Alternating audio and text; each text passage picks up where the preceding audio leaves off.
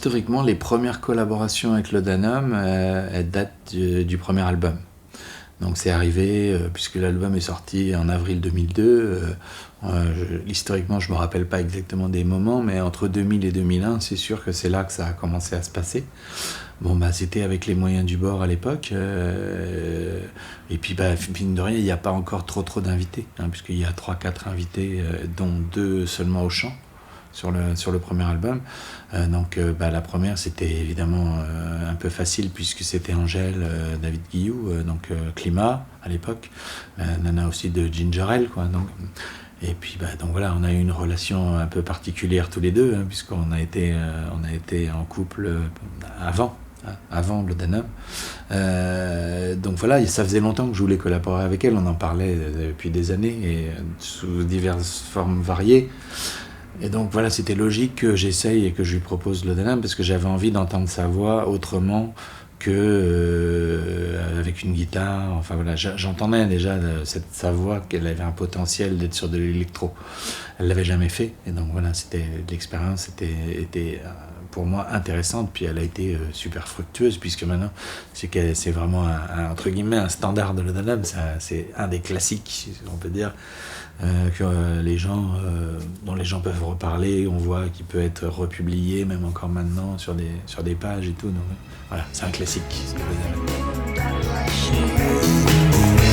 There's nothing new under the Russian moon. There's nothing new under the Russian moon. Ничто не нового. There's nothing new under the Russian moon. There's nothing new under the Russian moon. There's nothing new under the Russian moon. Ничто не нового. Неизмеримая, вселенная,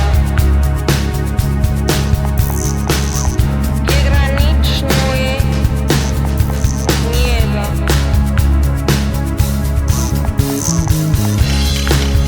Астроном, обсерватория, телескоп, космонавт, космос, ракета. Et puis le deuxième, il est né d'un super hasard. Donc Arab Strap, c'est sans doute un des groupes des années 90 les plus émergents pour moi, qui a été le plus important, et qui l'est encore maintenant, depuis qu'ils se sont reformés. Donc à l'époque, c'était un peu comme ce que je vis maintenant avec le projet actuel, c'est-à-dire que c'était un espèce de doux rêve de me dire que j'allais bosser avec Arab Strap. Et puis en fait, un jour, j'ai trouvé sur Internet un a cappella qu'il avait fait, donc un petit bout de voix. Et puis je me suis mis pour le plaisir, juste pour moi, à travailler avec. Vraiment, il n'y avait aucune éventualité que ça sorte, parce que je me disais, il voudra pas, quoi. Et puis j'avais surtout aucun moyen, à part d'écrire à son label, de le contacter. Et puis un jour, je suis allé le voir en concert, c'était pas la première fois, mais c'était la deuxième fois. Et puis après le concert, j'ai buvé un pot au coin de la rue du Divan du Monde. Donc on était en terrasse, il y avait le bus du groupe qui était juste sur le boulevard. Et puis il est arrivé, il est passé. Et puis en fait, je sais pas ce qu'il m'a pris, je l'ai alpagué. Et puis il était en grande forme, et donc il a eu envie de boire un coup avec nous. Il s'est assis à la table, c'était un petit miracle qui se produisait. Ils étaient en train de charger le camion, donc il avait 10 minutes, et mine de rien, je pense qu'au final, il a dû passer une demi-heure avec nous à discuter. On comprenait rien ce qu'il disait avec son accent.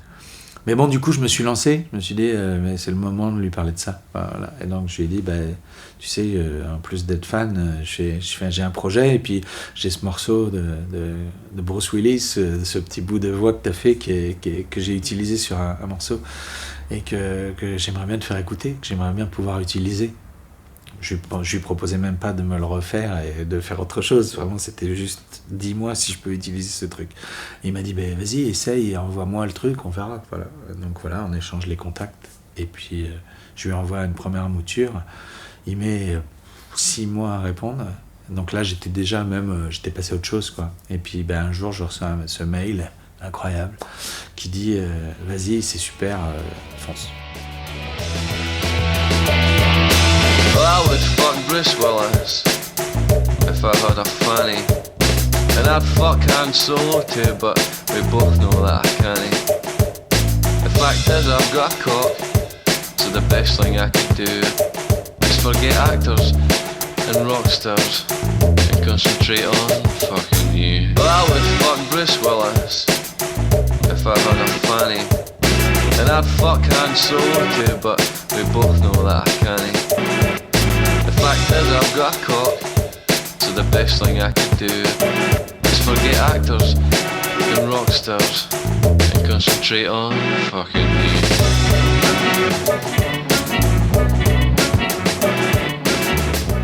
Et voilà, c'est comme ça que j'ai commencé. Après, on s'est rencontrés, je les ai fait venir à Paris. Je digresse un peu, mais bon, voilà, on s'est rencontrés, on a eu une autre vie de contact, quoi.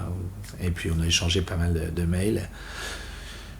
Et puis, voilà, jusqu'à ce que j'arrive sur ce nouvel album, ce 4e album, et que je me dise, la collaboration, elle n'est pas allée jusqu'au bout. C'est pas satisfaisant maintenant que j'ai eu ce premier contact avec lui. Ok, c'était il y a maintenant presque 20 ans, ça va faire 20 ans l'année prochaine. Je me suis dit, voilà, si je lui proposais, si j'écrivais un morceau vraiment pour qu'il pose une vraie voix dessus, quoi. Donc voilà, ça allait bien dans le sens du projet, d'y aller au culot sur des gens vraiment qui me tiennent à cœur. Et puis qui ont cette couleur vocale qui m'intéresse dans le projet. Et puis il a mis 5 mois à répondre, quoi. Il a fallu relancer. Je sais pas même au final d'ailleurs par quel canal j'ai réussi à le toucher. En fait, parce que j'ai essayé diverses formes du management, de son Bandcamp, de son Facebook, de son site internet, et puis au final il m'a répondu par mail sur mon email que je donnais à chaque fois. Non, je sais pas comment je l'ai touché en fait. J'ai même écrit au guitariste à Rapstrap au final pour voir s'il pouvait pas lui en parler, quoi. Et puis donc voilà, il a répondu.